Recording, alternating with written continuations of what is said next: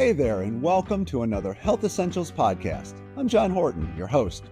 Odds are you don't spend much time thinking about the health of your gums. Today, we're going to try to change that. Your gums, after all, are far more than just a place for your teeth to hang out. This tissue in your upper and lower jaw is a frontline defense system against harmful bacteria that can harm your heart and lead to disease. It's a big responsibility, and your gums need your help to get the job done.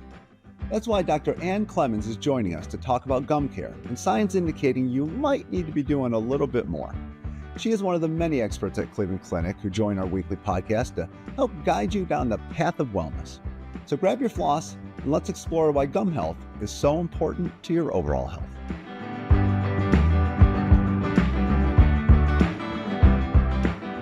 Dr. Clemons, thanks so much for joining us today. Thanks for having me. So when folks talk about oral health, they usually just think about their teeth. I got to be honest, I was really blown away by the connection between what's happening in your mouth and the rest of your body. You know, it's funny how surprising that sometimes feels, even for dentists sometimes, to remember your mouth is part of your body, right? It's all connected. For some reason, we tend to put the mouth and put oral health kind of over here to the side, and then over here's the rest of the body. But your mouth is the starting point for your GI tract, your whole digestive system, and your respiratory tract. You're breathing in through your nose. So it should be kind of obvious that and kind of everything else is all connected. We don't have the luxury of saying, put the mouth over here and it doesn't really matter. It's going to affect everything.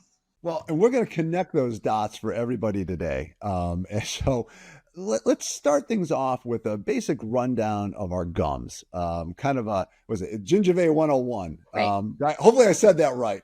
But just to kind of better understand what our gums are doing in our mouths. Right. So dentists tend to think of our gums or the gingiva as part of kind of an overall system. We call the support structure for your teeth the periodontium. Periodontium is really composed of 4 different things. The tooth structure itself, or the cementum that's on your root, what we call the PDL or a periodontal ligament that sits around that root, connecting it to the bone. And then beyond that bone is the 4th component, our gums.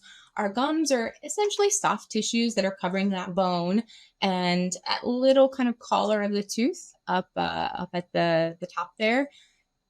The gums are kind of our first protection for everything else that happens underneath there, and can be a really helpful barrier to make sure that things stay healthy, or can be the point of connection of things that start to get unhealthy with the gums and the overall periodontium. Wow, I got to be honest, when you look in your mouth, you just don't think your gums are doing that much. Right. You kind of tend to ignore them. We tend to think about the teeth and I didn't really pay attention to the pink part, right? It's so important. So obviously then it sounds like keeping our gums healthy should be a priority. But from the statistics that I found, it seems like a lot of us are a little lax when it comes to gum care. How common are gum-related issues? They can be really common. If we look at the stats, we look at gum disease and how common it is in the U.S., it's close to 50% of people have some amount of gum disease. If I look at my own patient population, people maybe that are coming in for the first time or haven't been in a while, especially, we're looking at the gum condition. It's super common to see some amount of inflammation, some amount of maybe bleeding or kind of irritation around the gums. It's way more common than we give it credit for. Man, it really is common. Let me ask you this. How quickly can your gums deteriorate if you don't consistently get dental care? Yeah, it can happen pretty quickly. Every day, kind of all day long, plaque, which contains bacteria, wants to build up on your teeth. It's going to try to do that kind of all day long. If we're not staying on top of things, brushing, flossing, really managing that plaque, it really quickly is going to turn into tartar, which is essentially mineralized, kind of harder plaque. That plaque and that tartar sitting around the gum, it's going to start creating some inflammation. And that inflammation can spread and evolve and really take root pretty quickly. Now, the two big things people hear about a lot are gingivitis and periodontal disease. Can you kind of walk us through what each of those are? Because I think we're all familiar with them, but I don't really know if we truly know what's going on there. So gingivitis is an inflammation of the gingiva. So gums that are inflamed. We tend to think of it as kind of the early stage of gum disease, where we're thinking about that inflammation just kind of being localized more to that gum tissue, just kind of that collar of gum around the tooth. If gingivitis doesn't get treated, doesn't get managed, and that inflammation stays around, the plaque, the tartar doesn't get cleaned off, then it can pretty quickly move down into those next layers of the periodontium, affecting the bone, PDL, and all of those surrounding support structures for the tooth. That's when we really start seeing what we call full-blown gum disease or periodontal disease. Okay. What are the signs of emerging gum disease that people should watch for? Yeah. One of the challenges of gum disease is it tends to be something that doesn't have a lot of symptoms. So people don't tend to feel a big difference in the early stages of gum disease, but there are still things that we can see and that we can notice if we're paying attention. Some of the big ones are gums that bleed easily. If when you're brushing or flossing, your gums are bleeding, they're telling you there's something going on. There's some inflammation there. You may even start to see that the gums get a little more red, a little more swollen, maybe even starting to get a little bit of tenderness. You may notice that you're developing some bad breath, or even starting to see some other changes with the gums. Like gums are kind of pulling away from the teeth, or teeth are in later stages of gum disease. Permanent teeth can start to get loose or even look like they're separating, or even changing the way they kind of come together when you bite. These tend to be later stages of gum disease, but all these sort of things can happen. Yeah, you mentioned those things. Let's kind of just focus for a moment on what healthy gums should look like, and if there are ways that you can kind of check on the health of them. Yeah. So healthy gums can be any number of colors. Just like our skin tone, our gum tone can vary based on our ethnic background, but they should be nice and firm. They shouldn't have any redness to them. They shouldn't have any swelling. They should not be uncomfortable. Most of the time, you should be able to brush and floss comfortably without having any bleeding or any real pain as you're doing that. Now, you had mentioned your gums. If your gums bleed when you floss, it's not a great sign. Is there some? I mean, flossing seems like it can be a pretty aggressive thing. You're sticking that floss in there and doing everything. I mean, is some bleeding normal, or is any sort of bleeding a sign that there's something going on? Yeah. Generally, healthy gums shouldn't bleed. Most often, if there's some bleeding going on in the gums, that's telling us there's some gingivitis, some inflammation of the gums. It may just be localized to one area, or it could be pretty broad throughout the mouth. But sometimes, like say you haven't been a regular flosser, but you're kind of starting to get back into the routine, you'll probably notice that at first your gums are going to bleed as you're flossing. But with time, honestly, usually within a week or so, that bleeding should subside. There are some other things that can cause bleeding or make bleeding more common. Some of the things that we tend to think of are hormonal changes, like pregnancy can make bleeding more common. Patients that take certain medications like blood thinners. Blood thinners may make the bleeding a little bit more common. But there are some other health conditions that may make bleeding more common. And if you have bleeding that seems unusual for you, or isn't going away with regular flossing, you should check in with your dentist or your physician. Now, I kind of like to turn our attention to one of the more fascinating elements of gum health, and that's the relationship it has with heart health, which is really not two things you'd normally connect. Tell us how they're linked. Right. That's a really interesting area of research, and frankly, something that we still don't know exactly how they're connected. We know that we see a connection. We see people that have periodontal disease and people that have heart disease more commonly have both. People that have gum disease are more likely to have heart disease, and vice versa. Even when we control for other kind of common risk factors in both, we still see a higher association. We don't know exactly what it is, but we know it's there. We know also that things like healthier gums and preventing or treating gum disease can have some positive effects and may make maybe the risk of heart disease a little bit lower. That's amazing to think about because and people worry so much about what's happening with your heart, and the idea that you can maybe address that by just taking better care of your teeth is really kind of mind blowing. Yeah.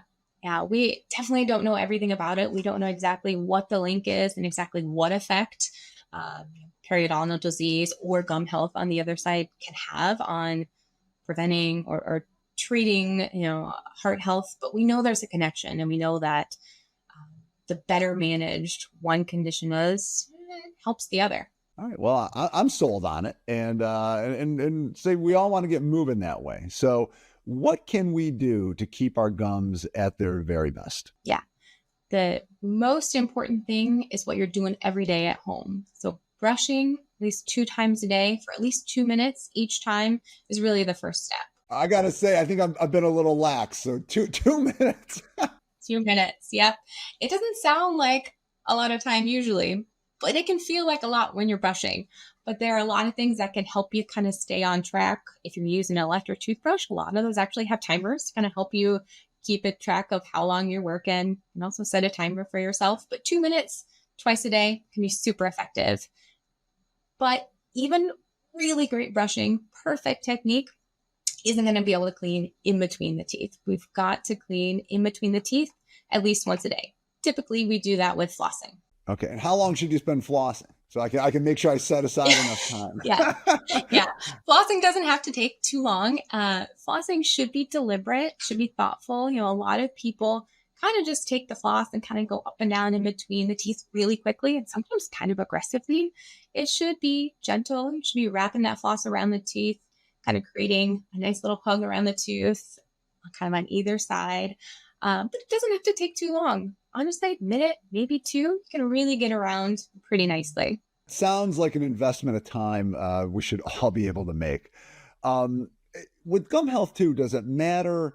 Does diet matter? What foods you eat, the things you should avoid? What about there?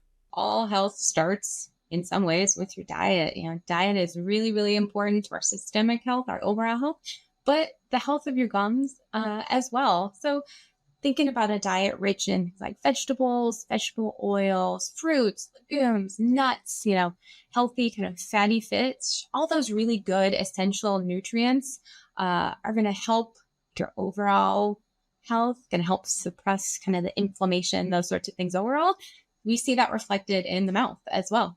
And you had mentioned obviously smoking bad, which it seems like we shouldn't even have to say that in today's day and age, but it sounds like it creates mayhem in your mouth. Absolutely. Yeah. Smoking is one of those big things that we know has a strong association with gum disease.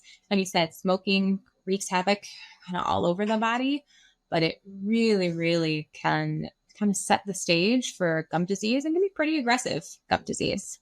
And what about alcohol? Because a lot of us enjoy an occasional glass of something. Yeah. What will that do? Yeah, excess alcohol or even foods that have excess sugar, all of that is going to lead to inflammation and can contribute to not a causative factor for gum disease, but definitely can contribute to kind of worsening gum disease. And I think one of the best things we can do for our gum care is just to come and see you. Exactly. Yeah. How often should people make dental appointments? Yeah. So it's going to vary for sure, person to person. Some people that have gum disease may get a professional cleaning and may see their dentist a lot more often. It can be really helpful in managing that gum disease. Sometimes they'll see their dentist every 3 or 4 months. For people that have healthier gums or gingivitis, that's pretty well controlled. Twice a year usually tends to work pretty well. But everyone at the bare minimum should be seeing a dentist at least once a year for checkup. All right. Well, I feel like I'm leaving our chat with a little extra motivation to floss, and I'm going to set that 2-minute timer tonight and make sure I go that long. Before we part ways, though, do you have anything else you'd like to add regarding the importance of gum health and what we can do to keep it healthy? Yeah, I think as maybe not exciting as gum health is to think about for most people, I think that it is really cool how much power we have in controlling or managing our gum health and the effects that it has, overall. It doesn't sound fun to think about adding another few minutes every day to brush and to floss, but when I see the difference that it makes for people, that it makes how their gums look and how they feel overall, it can be so worth it. It really can be so empowering to be able to have such an effect on your health just by increasing this one little habit every day. Well, that is, you can't argue with that. So thanks so much for joining us today, Dr. Clemons, and I can't wait to have you back on. It was a pleasure. Thanks so much. Focusing on your oral health a few minutes every day won't just help your gums and teeth. It can protect your whole body, including your heart. So invest the time and you may brush away some big-time health worries. If you liked what you heard today, please hit the subscribe button and leave a comment to share your thoughts. Till next time, be well.